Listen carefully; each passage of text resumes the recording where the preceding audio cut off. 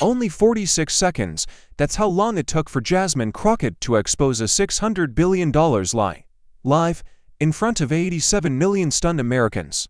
She held up a Walmart receipt and made the most powerful man in America go completely silent. Prices spiked, families broke.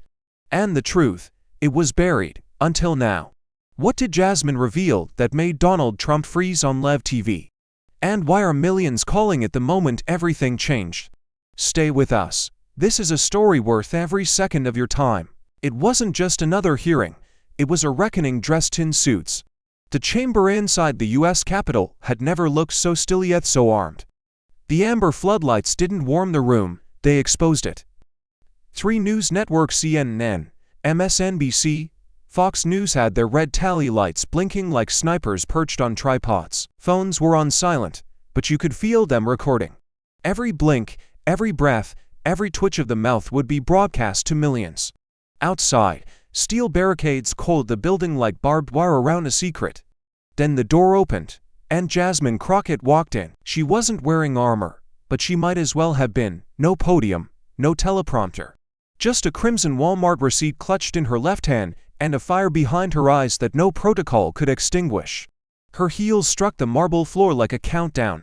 5, 4, 3. Across the room, Donald J. Trump leaned back in his leather chair with the smugness of a man who still believed the stage was his.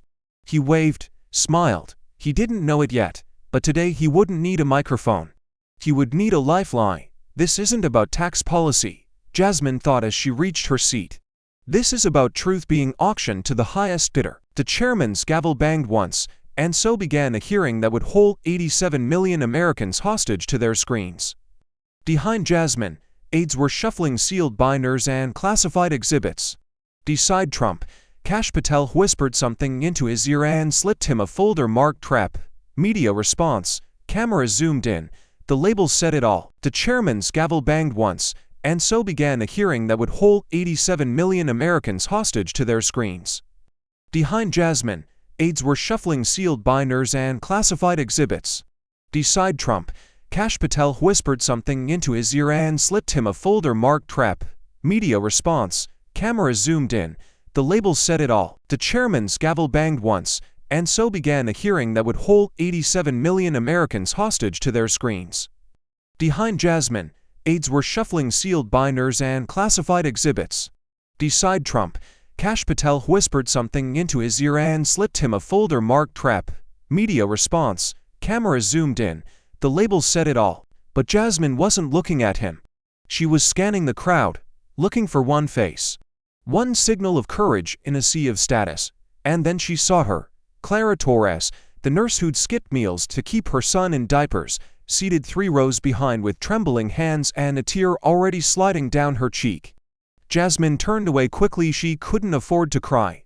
Not yet. A screen flickered to life behind the days. Numbers appeared. $600 billion. $1.1 billion in company losses, 19% average price increase. It wasn't an infographic, it was a battlefield report. Trump leaned forward, tilting the mic. America is richer than ever. And that's because I made the hard calls, his voice oozed certainty, but the room was growing colder. Jasmine didn't flinch. She unfolded the Walmart receipt slowly, methodically, like it was the Constitution rewritten in red ink. The cameras caught it, the date, the price, the spike, the signature at the bottom. Paid by Clara Torres. Then Jasmine spoke. Not to Trump, not to Congress, but to every person watching at home who had ever skipped groceries to afford gas. They told you China paid for these tariffs, she said, voice slow but lethal. They lie. The room went dead silent, even the cameras seemed to pause. And somewhere, in a million kitchens across America, someone leaned just a little closer to the screen. The receipt hung in the air like a wound. Cameras zoomed tighter. The numbers didn't lie.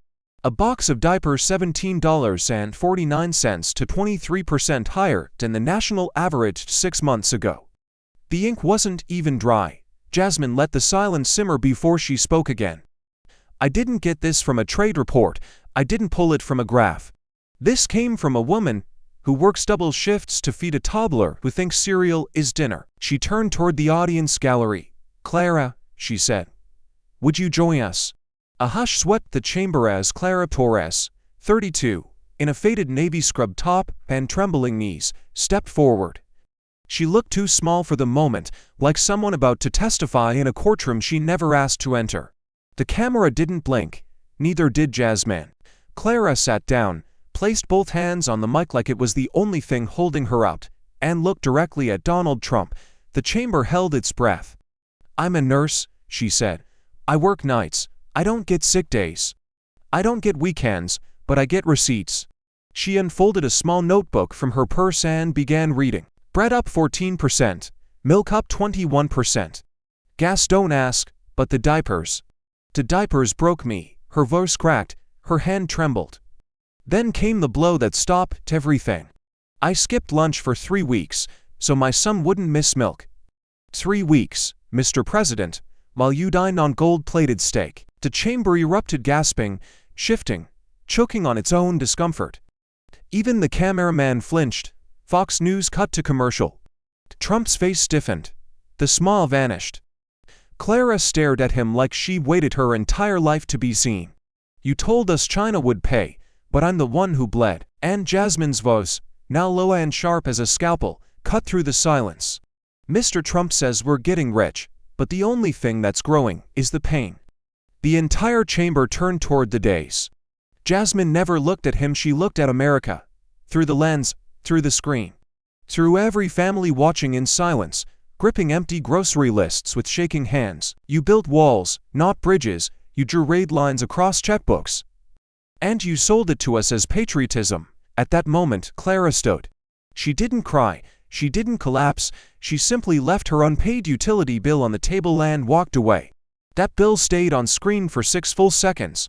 Long enough for the nation to understand that this wasn't about economics anymore, this was about betrayal. And still, Trump said nothing, because what defense could survive a woman's truth written in overdue ink? Can a receipt burn brighter than a flag when it's soaked in sacrifice? The receipt was still on the desk, but now it looked radioactive. Jasmine reached for it with the steady calm of someone handling a crime scene artifact. She didn't just lift it, she held it up, directly into the frame of every major broadcast in America. CNN zoomed, MSNBC cut the chyron, even Fox didn't dare look away this time.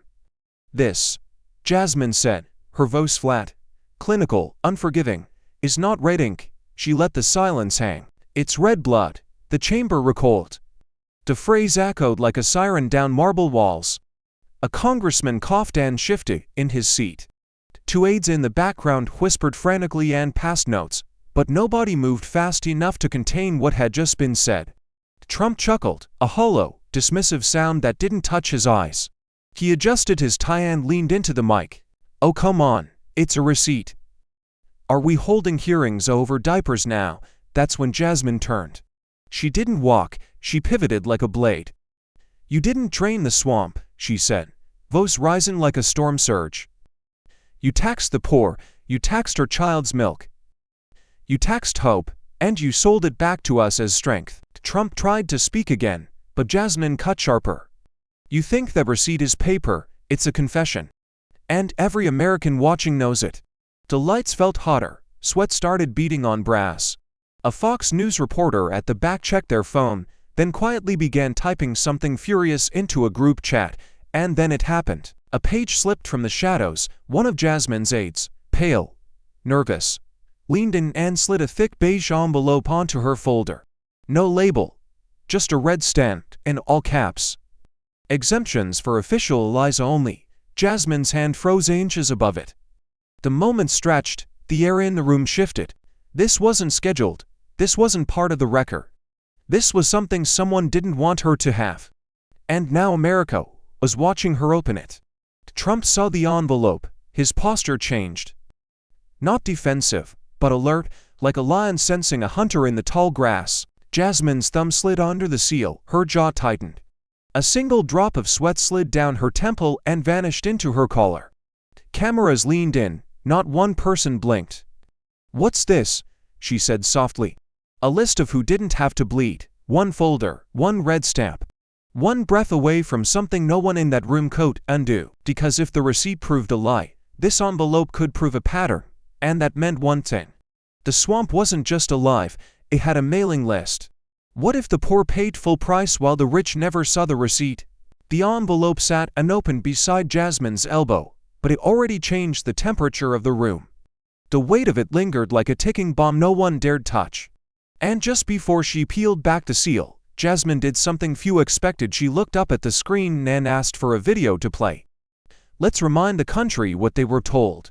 The monitors flared to life, the chamber lights dimmed by half. What followed wasn't testimony, it was a montage of propaganda. We're gonna make them pay. China's been robbing us blind. I made them pay up, big league. Billions, I'm telling you. Billions, flowing into our country from foreign pockets, not yours. Trump's voice, sliced from rallies, debates, tweets.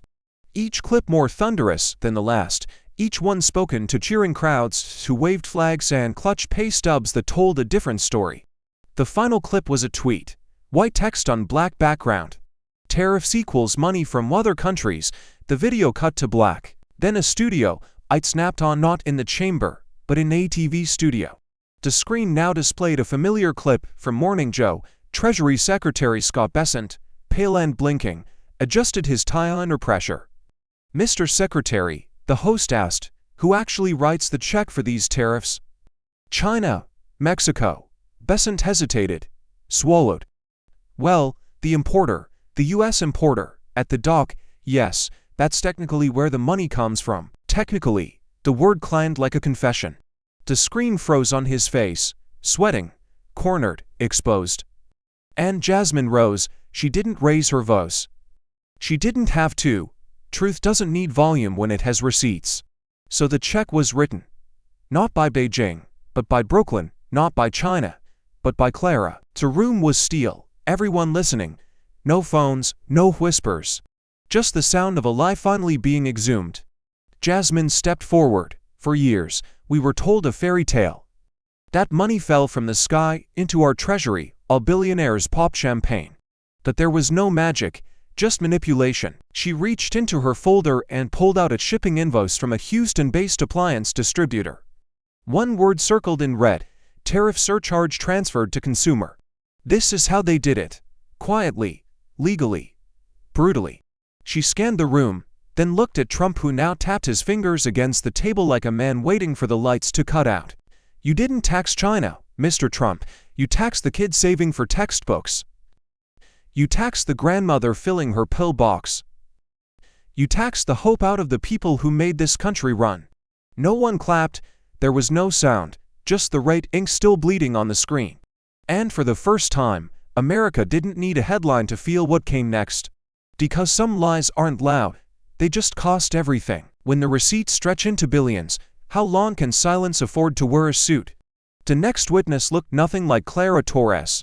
Peter Levinson, CEO of Nike North America, walked into the hearing chamber dressed in sleek charcoal gray, a silver watch peeking from under his cuff, no tie, no nerves, just the presence of someone used to boardrooms, not courtrooms.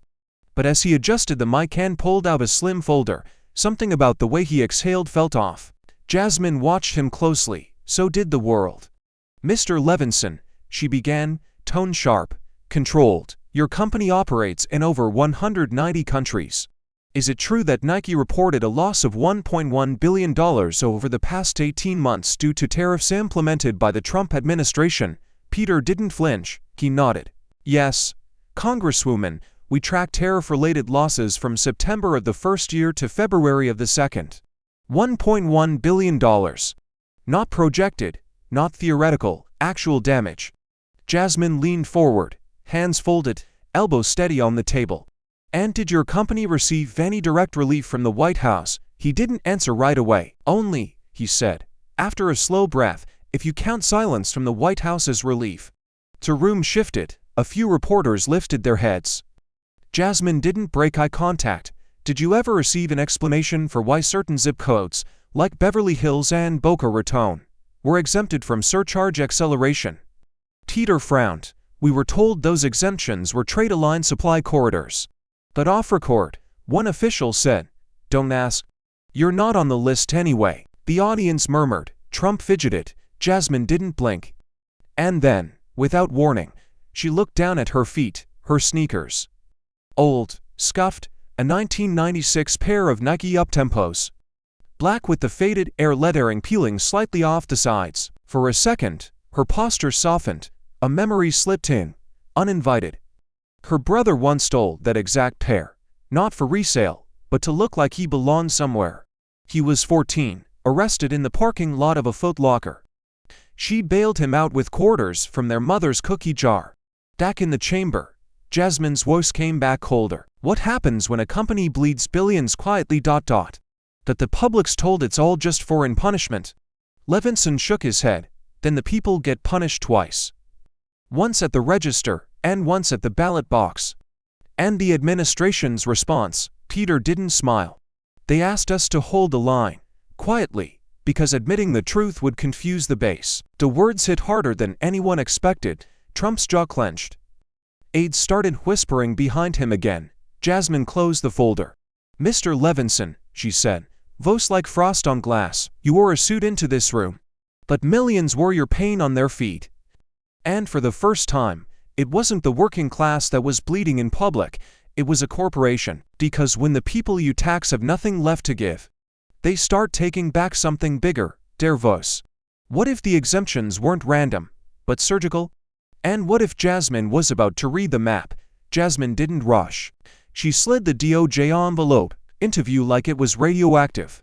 The seal still unbroken, her hands deliberate. Her eyes locked on Trump, who had stopped tapping the table. Now he just stared, still, silent, bracing for impact. This document, she said, wasn't leaked, it was delivered, unmarked, no sender. Just a title stamped in red, exemptions for official eyes only. The room tensed, cameras panned in, aide-de-camps on both sides whispered frantically into comms. Even the court stenographer slowed her typing, as if afraid of recording what came next. Jasmine broke the seal. The sound, crisp, clean, felt louder than the gavel. She unfolded the contents and held up a single page, a color-coded map of the United States, overlaid with bold red and green zip codes. Some shaded like they were targets, others gleaming like safe zones. These, she said, voice flat as steel, are the districts that were exempt from tariff enforcement acceleration. The ones that didn't absorb the economic spike. The ones shielded while everyone else was sacrificed. She circled a few: Palm Beach, Brentwood, Scottsdale, West Plano, Darien, Jackson Hole. And what do these zip codes have in common? They vote red, they donate gold. And they don't shop at Walmart. Shocked murmurs.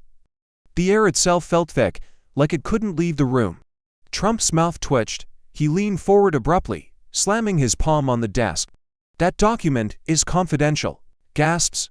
A few audience members flinched, but Jasmine didn't blink. So is every betrayal until someone bleeds. She stepped closer to the screen, placed the map under the live camera feed. The red and green zones fill every living room in America.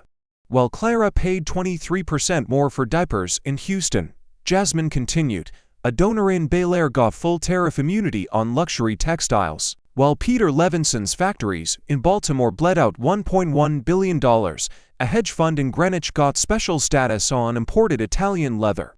The map didn't lie, the pain had borders. Invisible to the press, visible to the powerful. This wasn't policy, it was targeting. Trump started to rise from his chair. One of his aides tugged at his sleeve, whispering, "Sit down."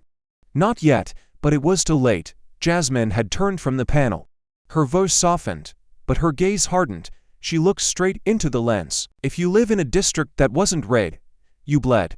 If you wore your paycheck instead of hiding it in stocks, you bled. She held up the receipt again, the same one Clara brought in. Then the final blow. Tell me who this helped. A pause. Because it sure as hell wasn't Clara, and it wasn't you either. What if the real borders were never drawn on land but in who was allowed to suffer? The lights didn't dim. They shifted. Amber became crimson, washing over polished wood and leather seats like blood rising in a flooded courtroom. The subtle change wasn't planned by technicians. It was the sunlight outside bending through Capitol windows, staining the chamber in something biblical. Phones lit up. Twitter detonated. Hashtag tariff map trended within 90 seconds. Hashtag who did it help followed 10 minutes later. And then came the simplest, sharpest one. Hashtag Clara. Trump's team noticed. 2 aides huddled behind him, one whispering, one sweating. A third slipped out the side door with a phone pressed so tightly to his ear it looked like he was trying to disappear into it. Trump didn't move, but his forehead glistened now. That infamous confidence, the smirk, the shrug, the puffed chest was cracking. Jasmine saw it. She didn't give him time to speak. She raised a hand and motioned to the tech table. Load the next slide. The main screen flickered. Then the first graph hit. Price of insulin. 18 months before versus 18 months after tariffs. A red line sliced upward like a blade, spiking 44%. For millions of diabetics, Jasmine said coldly, this wasn't economics. It was Russian roulette. Another slide. Price of infant formula, plus 29%. Bread, plus 15%. Oats, plus 22%. Children's pain relievers, plus 31%. Each chart, redder than the last, each one, a silent scream. Jasmine's voice didn't waver. It sharpened. This isn't inflation. It's engineered suffering disguised as patriotism. A rustle spread through the chamber. Senators leaned forward. One wiped his glasses like the numbers might vanish. Fox News stayed live, but lowered their chyron font, a digital whisper, trying to soften the blow. Trump finally leaned to his mic. These numbers are cherry-picked. They're not official. Jasmine was ready. You're right. They're not from your office. They're from your victims. She held up a binder labeled Consumer Testimonies, verified and opened to a random page. Jessica T. Missouri. My insulin went from $39 to $118. I diluted doses to make it stretch. My vision blurred for 6 days. Louise M. Nevada. My wife watered down baby formula. She cried herself to sleep for a month. Deborah S. Kentucky. I skipped meals for 2 weeks. I called it intermittent fasting. I lied to my kids. Jasmine's tone never cracked. She didn't shout. She dissected. This wasn't a trade war. This was domestic crossfire. And the casualties don't get headlines. They get eviction notices. A hush blanketed the room like ash. And then she took one final step toward the dais and turned, once again, to the camera. This is what your receipts look like when you line them up. Not policy, not politics, just pain. Tallied. The screen behind her darkened. So tell me again, Mr. Trump. She paused. The nation leaned in. What, exactly, were we buying? When the price of silence becomes too high. Who calls you in the dark just to say, keep going? The chamber emptied slowly during recess, but Jasmine stayed seated silent, focused, eyes fixed on the darkened monitor still faintly glowing red from the last chart. Her hands were locked in front of her, but her knuckles were white. Someone tried to hand her water. She waved it off. The weight of every number, every gasping voice, every red-stained slide still clung to her. But something heavier sat under it all, something older than tariffs, older than politics. Her phone buzzed once. Unknown caller. Texas area code. She hesitated, then answered. Jazz, said a voice that instantly slowed her heartbeat, you just keep showing receipts. Don't let them sell dignity for profit. She blinked hard, swallowed. Hi, Daddy. The voice on the other end, Earl Crockett, a retired mechanic with arthritis in both hands and wisdom in every syllable, had never watched CSPAN in his life, but today, he watched every minute. From a broken recliner in a trailer park 30 miles outside of Houston, they'll twist the numbers. But they can't twist a mother's eyes when she can't feed her kid. You made them see that. Jasmine closed her eyes, and then the past came flooding back. A rusted garage, grease-stained towels. She was 12, kneeling beside her father under a beat-up Buick, her palms burned from holding the flashlight too long. He'd just realized he couldn't finish the job. Brake pads cost $30 last month, he muttered. Now they're $62. That ain't inflation, baby. That's robbery with a receipt. He hadn't looked at her then. But she'd seen his eyes anyway, not angry, not tired, just humiliated. And that was the day she decided she'd never let a price tag dictate someone's worth again. She opened her eyes, back in the present. Trump was still in the room across the hall, waiting, scheming, or sweating. But Jasmine had just remembered why she was there. This isn't just politics, she whispered into the phone, eyes burning. This is personal. Earl paused. You're damn right it is. Now go in there and remind them why receipts matter more than rhetoric." She hung up. The phone still warm in her hand, like the memory hadn't finished speaking. Jasmine rose slowly. The camera crew was adjusting their lenses. The aides were reassembling, and Trump's team was pretending not to panic. She didn't fix her hair. She didn't check her makeup. She just picked up the folder of testimonies again, heavier now with something the other side had no defense against: memory.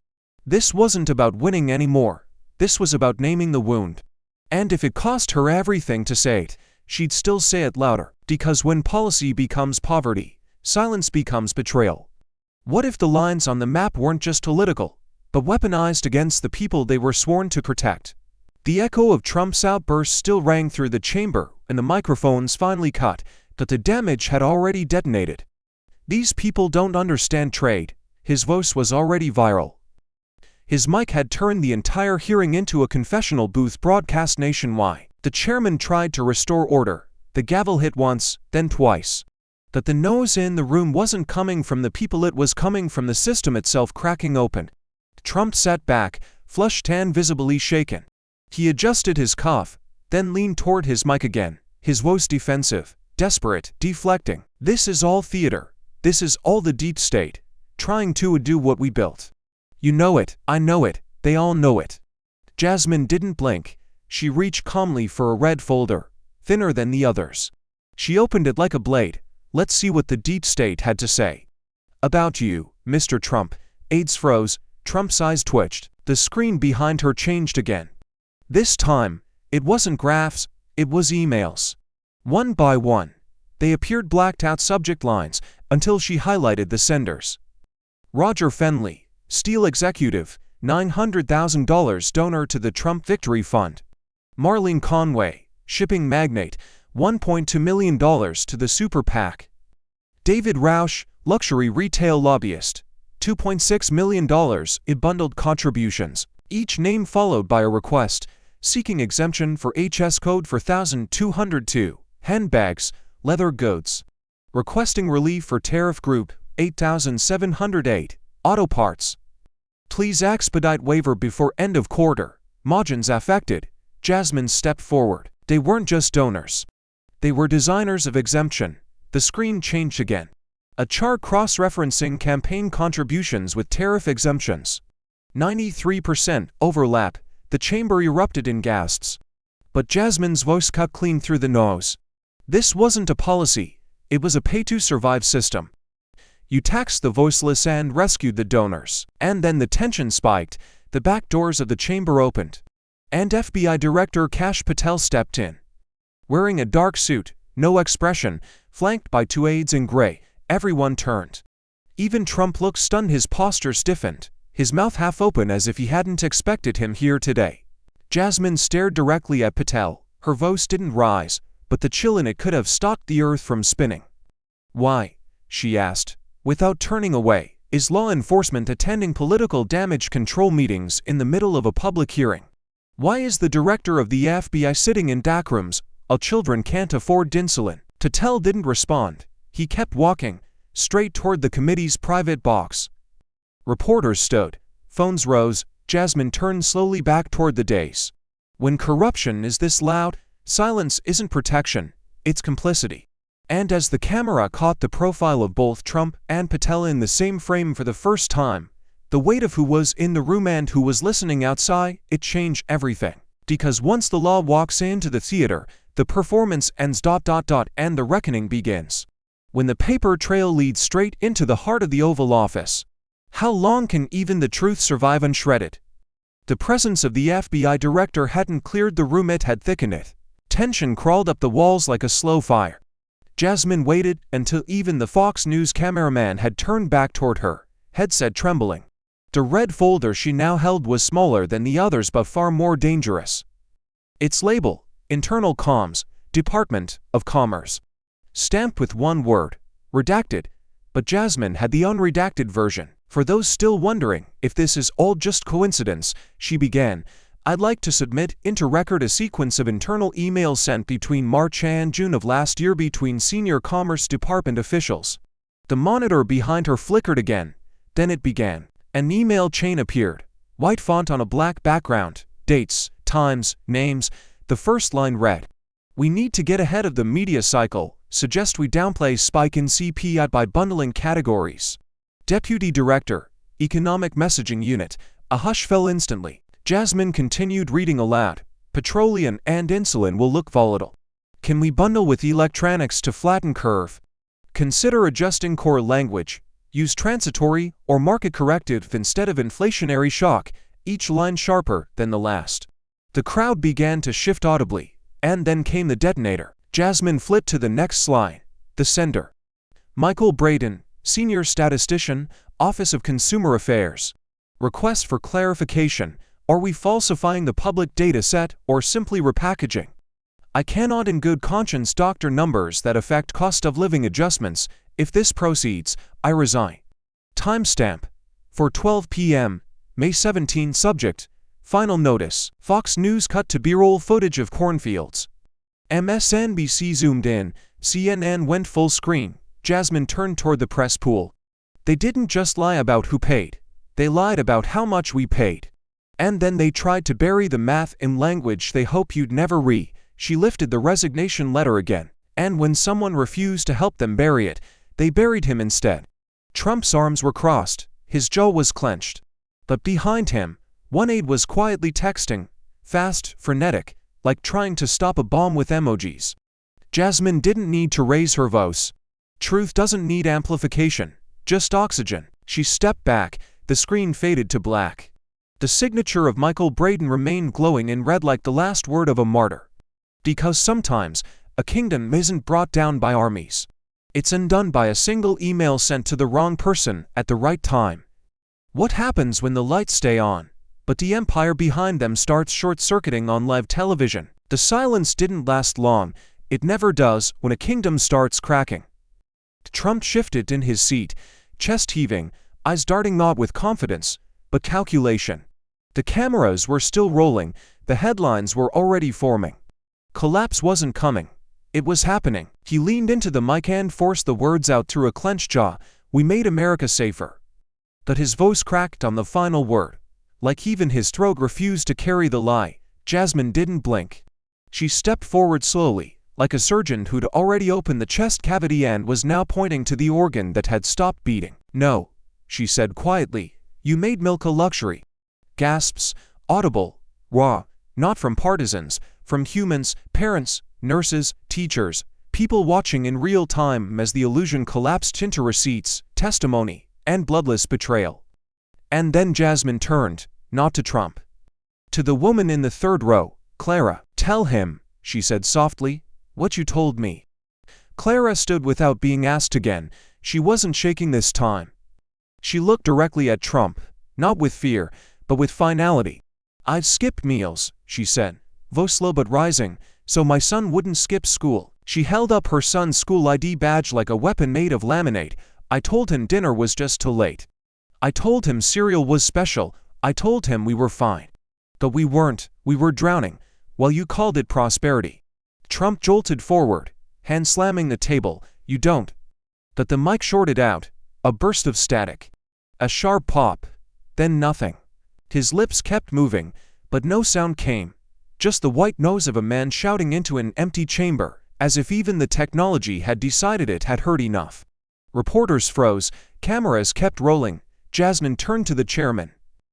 "Let the record reflect that the most powerful man in America has lost the only tool he ever needed." A voice louder than truth. Just then, a new voice rose from the gallery. Not planned, not scripted, not even expected. A man in a plaid shirt and faded veteran's cap stood slowly in the back row. His name was Raymond Cutler, 62, a retired steelworker from Scranton, Pennsylvania. The room turned, cameras adjusted, even Jasmine looked up surprised, not startled. "I voted for you," Raymond said, his voice gravel and guilt. Twice. He wasn't shouting, he wasn't crying. But you could hear the betrayal leaking through his every syllable. "They told me tariffs would bring jobs back, that we'd stand tall again. That America first meant us, the ones who wore the hard hats, not the ones who signed the checks." He reached into his coat and pulled out a slip of paper, not a flag, not a sign. A pharmacy receipt. yellowed at the edges, folded twice. This is from last week. My wife's insulin. $614. We had to sell our truck. I walk to dialysis now. He turned to face Jasmine, then turned back toward Trump. You said China would pay, but it was me. My wife, my legs, a pause. I didn't come here to yell. I came here to say, I was wrong, and I'm not the only one. But no one wants to hear that, not where I come from. They call it weakness. He looked around the chamber, then directly into the lens. But you know what's weaker than admitting you were wrong? Pretending your pain doesn't exist just because your party told you it shouldn't. The room stood still, a single clap echoed, then another. And then the crowd began to rise, not in outrage, but in quiet respect. Jasmine didn't speak, she simply nodded, because truth doesn't always wear the color we expect. Sometimes, it comes in a red hat turned backward, with a receipt clutched like regret. Clara sat down. Her hands trembled now, not from fear but from release. And for several long seconds, the chamber became something it was never designed to be. Honest. No theatrics, no spin. Just stunned silence. Even Fox News didn't cut away. Even the aides stopped texting. Even the world, watching through glowing screens in living rooms and break rooms and silent bedrooms across 50 states, held its breath, because this wasn't a headline anymore. It was a reckoning being televised. And somewhere inside that silence, deep, suffocating, final came the realization that the collapse didn't arrive with an explosion. It arrived with a whispered ... and a mic going dead. What happens when the documents meant to protect the powerful ... are handed to the people they've crushed? She didn't raise her voice, she didn't need to. Because now she had something louder than outrage. Paper. Jasmine stepped behind the desk and reached into a locked case beneath her seat. The audience shifted. Trump leaned forward slightly, eyes narrowing as if he already knew what was about to hit him. She placed 3 folders on the table with deliberate precision. Each one bore a handwritten label in bold black ink. Exhibit A. Trump campaign donor exemptions. Exhibit B. Media silence agreements. Exhibit C. Cost projections, buried by request. The camera zoomed in. The ink looked fresh. The pages, anything but. Jasmine opened the first folder. Inside. Names, dates, wire transfers. These, she said calmly, are communications between the Trump campaign and senior officials in the Office of Trade Negotiations. Attached are detailed logs of campaign donors who received direct exemptions from tariffs, often within 14 days of donation. She pointed to the first name. Robert Easton, textile mogul. $500,000 super PAC donation. Received exemption for HTS code 6111. Baby clothing. Jasmine Cowery, plastics importer, $720,000 bundled contribution. Received import relief retroactively. Garrison Dole, $1.4 million donation. Exempted from aluminum surcharges within 48 hours. Audience gasps. She turned to the next folder. Slid out an NDA template with a WH letterhead.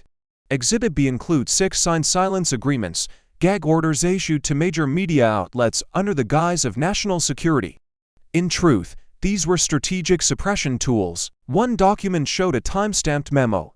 Delay coverage of tariff-induced retail spike. Suggest alternative headline. Supply chain resilience crisis.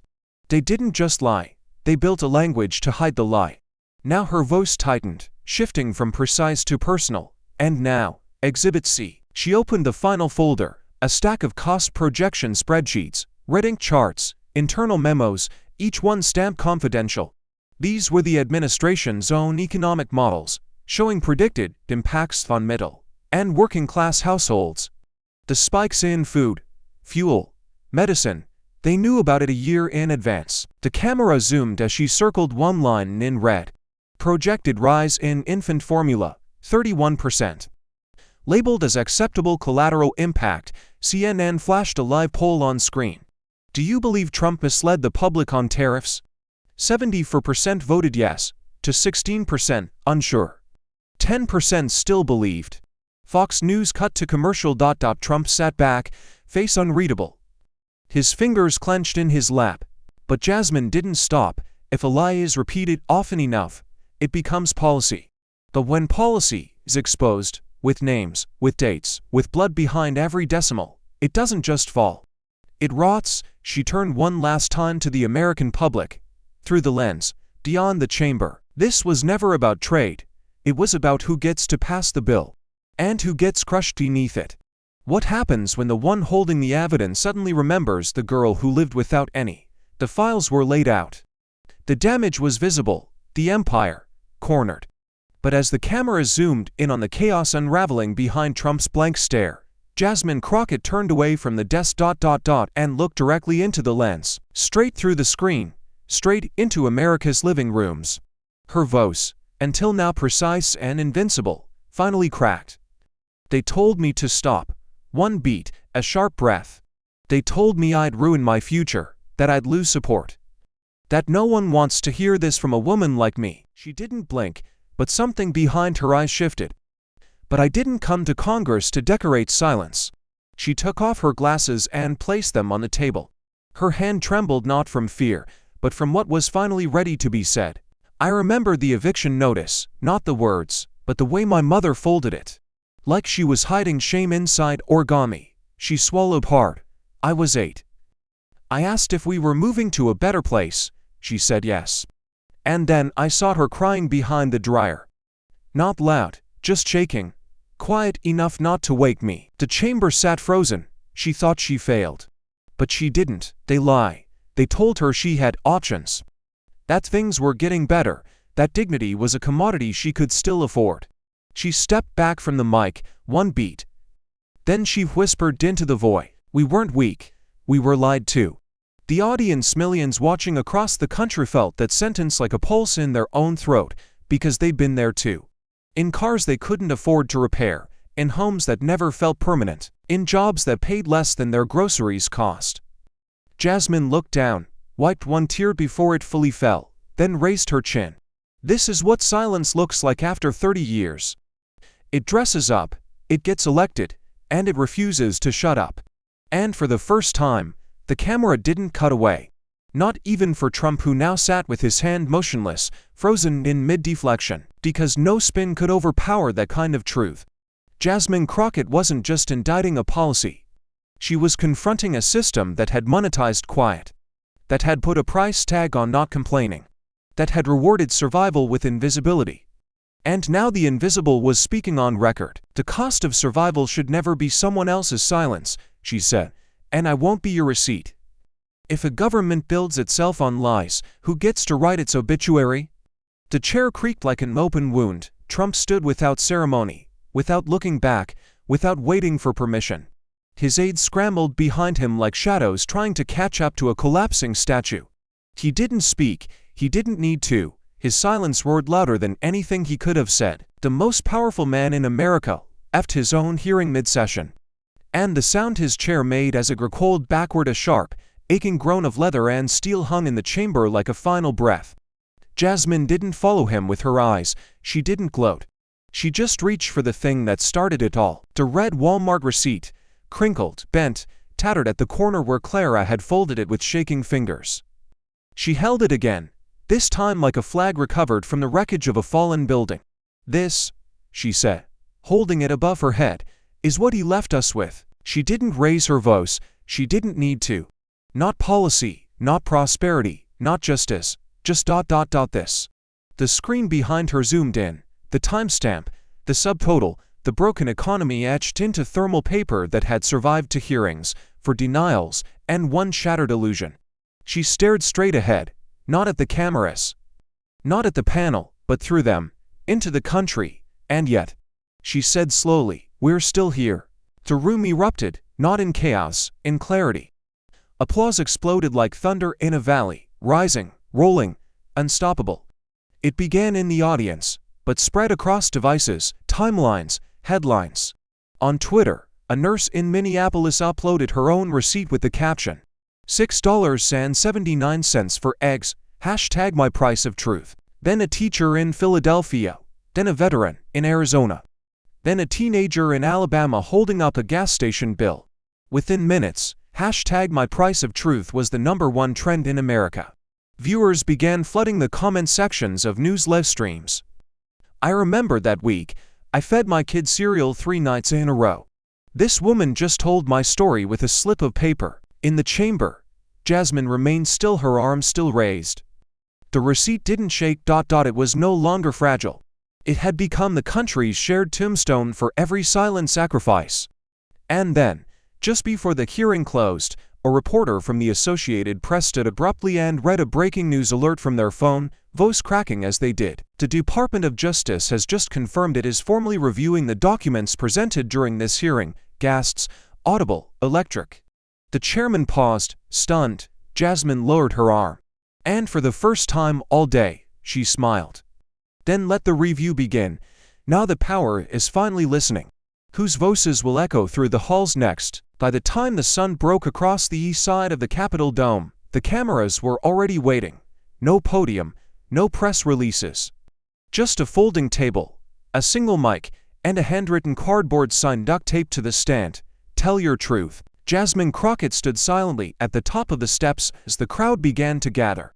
Factory workers in steel-toed boots, nurses in scrubs still stained from the night shift. A man with a cane and a Marine Corps tattoo faded across his forearm. Teachers holding poster boards with grocery bills taped to them like scars that had finally been exposed to daylight. This wasn't scheduled.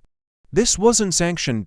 This was necessary. Jasmine stepped to the mic only once, not to speak, but to open the floor. They told us the hearings were over, but this one just began. And this time the people speak. Then she stepped aside, and the voices poured in. A teacher from Kentucky stepped forward first, voice shaking. I started a side job driving Uber. My students asked me why I looked tired. I told them I was training for a marathon. But really I was racing against rent. The crowd nodded, some wept, no one left. A mother stepped up next. I watered down formula. I told my baby the bottle was just as full. I lied to her face and prayed she wouldn't remember the hunger. Gasps from strangers, handshakes between strangers. Humanity unfolded in real time. Then came the veteran. He didn't need a script. He didn't need to shout. He limped to the mic, held it in both hands like it might vanish, and said, I fought for this country. I didn't know I'd have to fight. Just to eat in it. Silence, no hashtags. No talking heads, just silence. Then someone in the crowd yelled, we see you. And the rest responded like a wave crashing forward. We see you, we hear you, you matter. A moment later, TikTok lit up. One video captioned #Tariff testimonies showed the veteran stepping back, his eyes wet, his shoulders straighter. Another clip hit Instagram. Jasmine hugging a teenage girl holding a receipt for pads. A whisper caught on a hot mic. Tell them, they can't erase you anymore. By noon, the Capitol steps were filled. By sundown, America was, too. No scripted rebuttals, no talking point gymnastics. Just receipts, wounds, and voices rising in the open air. Jasmine stood at the edge of the crowd, watching it unfold, not leading, not commanding, just listening. Because for the first time in years, America wasn't being spoken for, it was speaking. Now that the truth is echoing through the streets, what will power do when it realizes it can mute the countdown? By the next morning, the wind in D.C. didn't just carry humidity, it carried rumors. Not from press briefings, from security guards, janitors, junior aides who weren't supposed to overhear strategy calls echoing through marbled corridors. The whispers came in fragments. They're trying to freeze DOJ involvement. Meeting with Patel's office again tonight. Pressure single quotes S coming straight from the top. If they delay past Friday, it all goes cold. The machinery was moving, but not in the direction of justice. It was stalling, clawing, panicking, like a wounded animal backed into a legal corner. And Jasmine Crockett could feel the temperature shift even before she stepped into the secure back room beneath the Capitol Library. A private meeting, no press, no phones, just truth and the people brave enough to hand it over. 3 whistleblowers sat before her, one from Commerce, one from Treasury, one from the Office of Information Policy. None of them had slept. All of them looked like they knew too much to feel safe. Jasmine leaned forward, voice low, heartbeat louder. They're moving to silence the investigation, aren't they? The Commerce analyst, A woman with a scar near her left eye and hands that never stopped trembling nodded. They're using a delay tactic. Reframe it as procedural backlog. If they stall until next week, the files will disappear under reclassification. She pulled a small black object from her coat pocket, a thumb drive, unlabeled, taped at both ends. She held it like a bomb. Everything's in here. Exemption workflows, Redland mats, internal memos showing projected death toll from medical price hikes buried to protect campaign optics. Jasmine didn't speak. She reached out. The woman hesitated, then whispered, "Don't let them kill it." Then she pressed it into Jasmine's hand like she was passing her a loaded weapon. The room fell still. Jasmine closed her fist around it. It was warm. And in that moment, the silence wasn't peace. It was countdown. Because when the truth is reduced to a flash drive, so are the people protecting it. Outside the chamber, a siren passed, distant, faint, but it echoed through the floorboards like a clock striking midnight on a deadline no one could outrun. Jasmine tucked the drive into her inner jacket pocket. Close to her body, like body armor stitched from evidence, her voice was calm, but inside her veins, something far older than fear surged forward. If they're stalling to kill the truth, then we don't have time to wait, we strike first. She stood. No security escort, no press in tow, just purpose. The kind that doesn't come from polls, but from knowing that some stories don't survive the morning unless someone's willing to bleed before sunset. What do you do when the only thing louder than the truth is the silence they try to bury it in? The Capitol was asleep, but Jasmine Crockett was not. Her office lights were off, blinds half drawn, the glow of one desk lamp casting long, tired shadows across stacked folders, crumpled memos, and a half-drunk cup of coffee gone cold 3 hours ago. Outside the window, DC flickered like a city trying to forget it once believed in justice. Inside, the silence was heavy, the kind that only settles before something historic or catastrophic. Jasmine stood alone in front of her window, arms folded, her breath fogging the glass. Her reflection stared back at her like a ghost still deciding whether to vanish or fight. A piano played softly in the background. Just 6 notes, minor, hollow, like grief tracing its own outline. Her voice cut through the quiet, not spoken aloud but delivered in voiceover low, cracked, undeniable. My people were never handed justice, we dragged it into the light, bleeding. Her phone buzzed once, a new voicemail, from her father. She pressed play. Jazz. If it gets bad, remember this. They're not angry because you're wrong. They're afraid because you're right. She closed her eyes as the message ended, her father's voice still lingering like smoke in the corners of the room. Her jaw clenched, her heart thudded once twice like a warning bell inside her ribcage. A gust of wind outside knocked something loose against the window pane. Jasmine flinched, then smiled grimly. Still here, she whispered to herself, still breathing. She pulled open her drawer and took out a pen. No speech, no talking points. Just a blank sheet of paper and a pulse that hadn't wavered in 12 hours. She started to write, "If this is the last thing I get to say." But before she could finish, her phone buzzed again. This time, not a call, a message. The screen lit up. One line. The vote is tomorrow. No signature, no timestamp. Just a sentence that sounded less like information, and more like a warning. Jasmine stared at the words, then she stared at the drive. And for a moment, she didn't move, didn't blink. Because she knew exactly what they were telling her. Not what was coming, that it was already on its way. If this was the last time she held the mic, what truth would she leave etched into the nation's memory forever? The chamber wasn't quiet, it was holding its breath. Jasmine Crockett stepped into the light, her heels clicking like a countdown against marble floors polished by centuries of speeches, most of which had forgotten who they were supposed to serve. But this wasn't just another speech. This wasn't even a closing argument. It was a final act of witness. She reached the center of the hearing floor slowly, deliberately. Not to perform, not to retaliate, but to testify. She looked thinner, tired, a half-moon of exhaustion under each eye. Her hands trembled not with weakness but with weight. In front of her sat the envelope, taped shut.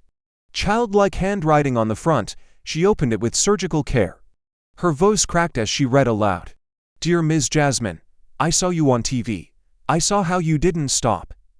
I'm only 10, but I told my class I won't be afraid to speak up either. Love, Amari." A pause fell across the chamber like thunder without the lightning. Jasmine closed the letter slowly, both hands shaking now. Then she looked up straight into the cameras. Into America, for every girl watching. This is your receipt too. The words weren't just heard, they landed somewhere deep, somewhere raw. The room didn't just react, it ruptured. Applause didn't swell, it erupted. Reporters stood.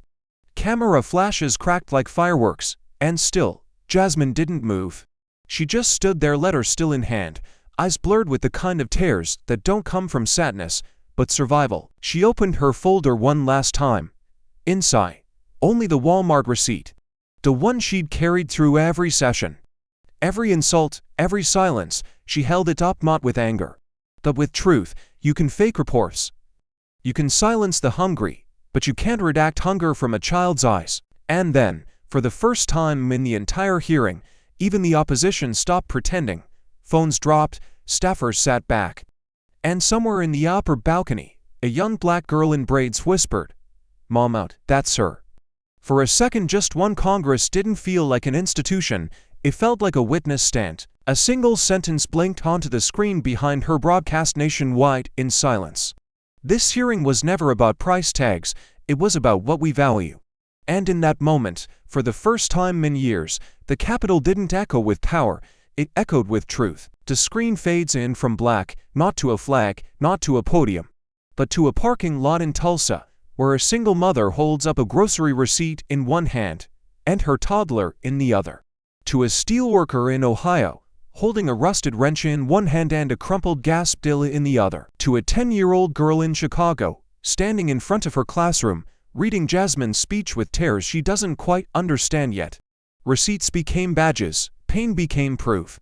And across the nation, something cracked open. Camera pans to Washington, D.C. A crowd wraps around the Capitol like a fist. Thousands, then tens of thousands, then more. Some chant, some cry, but all of them hold paper proof of the price they were forced to carry. The Department of Justice logo appears on screen, under it, a breaking chyron. DOJ launches formal investigation into tariff corruption and data manipulation scandal. Cut to a phone screen. The interface is unmistakable. Trump's X account. A final tweet appears. Fake news, they won't break me. You'll regret this, all of you. Then live. In real time the tweet vanishes. Deleted. Gone. Like it was never there. And then Jasmine's voice returns, not from a podium but from memory. A whisper through the montage, a eulogy, a vow, a reckoning. They thought tariffs were numbers. But numbers bleed, and now we all know it. You can redraw districts, you can move lines. But you can't erase consequence, a beat. You redrew borders, we redrew meaning. The screen goes black, then slowly, in white handwritten font. This isn't the end, it's the receipt. Cut to silence, no music, no applause. Just the soft sound of paper rustle in thousands of receipts, lifting in the wind like evidence caught in history's breath. The screen stays black for a long breath. Then Jasmine's voice pierces the silence. If someone ever taxed your dignity, then told you it was patriotism, would you salute? Or would you stand up and ask, where did my future go? The image slowly fades back in. Not to the Capitol, but to a kitchen table. A woman pours half a cup of cereal into a cracked bowl. No milk. A post-it note beside it reads, "Sorry, baby, Friday's closer than it feels." Then a man stands in front of a pharmacy window, checking his blood pressure and the price tag beside it. It's higher than his paycheck. And a child stares into a vending machine. Not crying, just calculating. Jasmine speaks again, softly this time, like she's sitting across from you, not standing above you. Some people paid with receipts, some with hunger, some with silence, and some with the lie that they had to smile through it all just to survive. But survival should never cost your voice. She turns to the camera, no spotlight, no podium.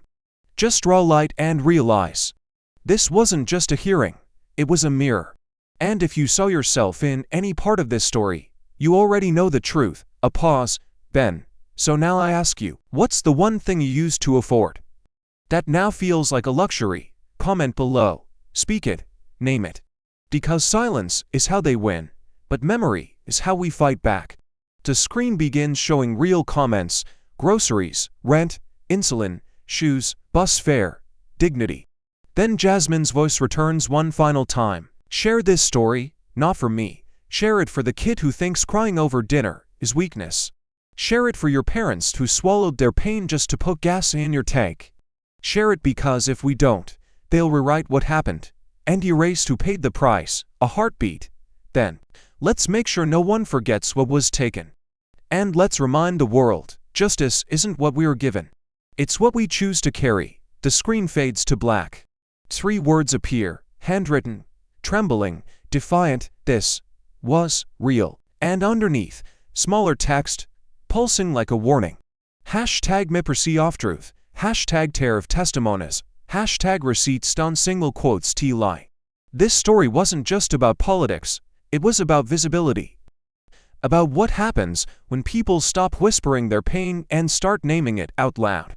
Jasmine taught us that truth, no matter how buried, still has a pulse, and sometimes, all it takes is one voice to shock it back to life. You don't need a podium to speak up, you just need a moment of courage. So ask yourself, what's one truth you've swallowed in silence that deserves to be heard today? Write it below. Because someone else is still waiting for permission to speak. Thank you for watching until this moment and for standing with us on this journey for justice. Your support means everything. Like, subscribe, and turn on notifications so you never miss what's next. And we'd love to hear your thoughts. Leave a comment below and let us know what moved you most in this story. Together, our voices make a difference.